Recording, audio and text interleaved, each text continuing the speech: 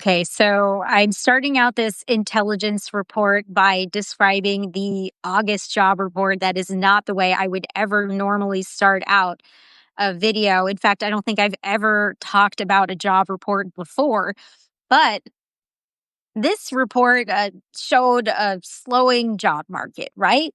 So I want to talk now a bit about what I'm seeing inside the intelligence community. And what that is really a quiet reshuffling, which has led to job losses and will lead to more job losses. And this is partially because the director of National Intelligence, Tulsi Gabbard, has announced the ODNI 2.0, essentially to cut 50% of the office, saying that there is bloat, unnecessary people and programs, etc.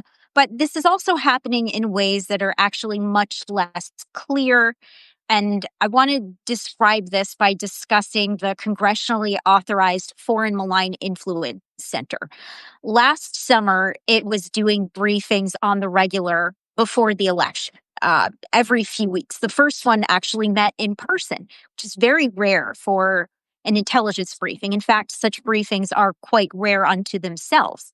So the people who worked there were highlighting the fact that Russia is the most sophisticated of the purveyors of disinformation, what China and Russia were up to, how swing states were becoming more important, how down ballot races were being targeted more by foreign powers, how synthetic content like fake videos were becoming more of a problem moving forward. Gabbard claimed recently that the center was being used by the previous administration to, quote, justify the suppression of free speech and to censor political opposition. She also said that it, quote, may have been used to weaponize intelligence against Americans, undermining civil liberties.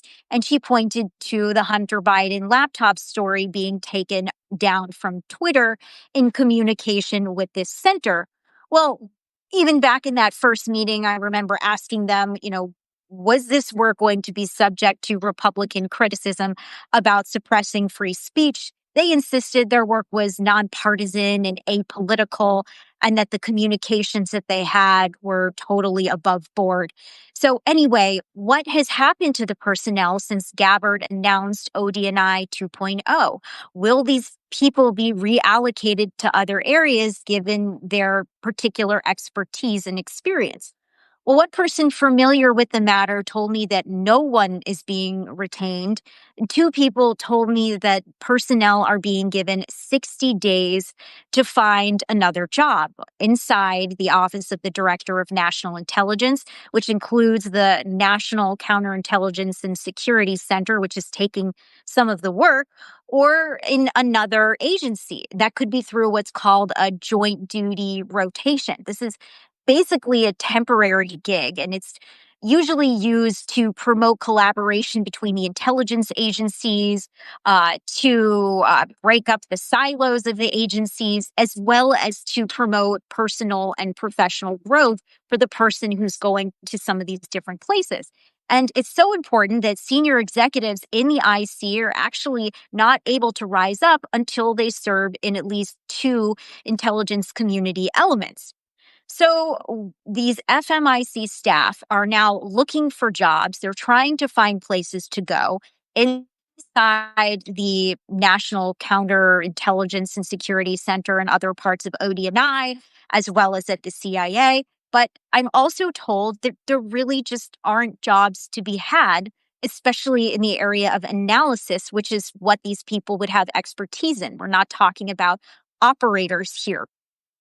Some of this staff also were essentially borrowed from the CIA, and they were told to go back to their home office with this move of Gabbard reducing ODNI. So they go back to their locations, their agencies, but they no longer have billets, which means there's no longer this authorized position or job slot open to them. So that creates a problem for the people who aren't actually even a part of the Office of the Director of National Intelligence. I also learned that the people who chose to take the buyouts since January 20th and DOJ started offering them Well, they took those buyouts and those billets were also lost. So not only were the people gone, but those positions were gone. A person familiar with this telling me, quote, this certainly became a challenge for us with uncertainty who would take an incentive, knowing how many positions we would then have and then what to hire for. If we wanted to backfill the position someone vacated, we had to move another billet to that place and then not backfill from the moved position.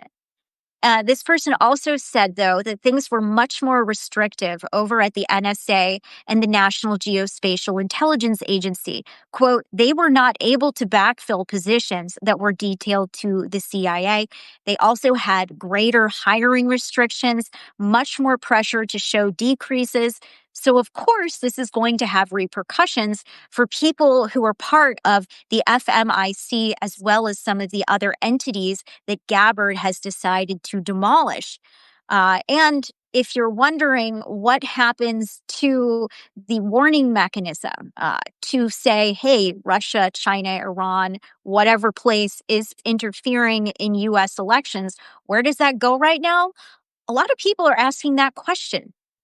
This is called the Election Threats Executive. And I went to the ODNI to ask about it. And a US official told me, quote, we are integrating all core functions and expertise from FMIC into what's called the Mission Integration and the National Intelligence Council. So hopefully this is still considered a core function. But right now, these days are going by. The clock is ticking for these people. They might be out of the intelligence community after having spent years. And I mean, who knows how much energy and sacrifice to be in the intel community. They may not be able to hold on to their jobs without these opportunities being left to them. This is original and exclusive reporting. If you value it, then please consider becoming a paid subscriber and have a good weekend. And I'll see you on Monday.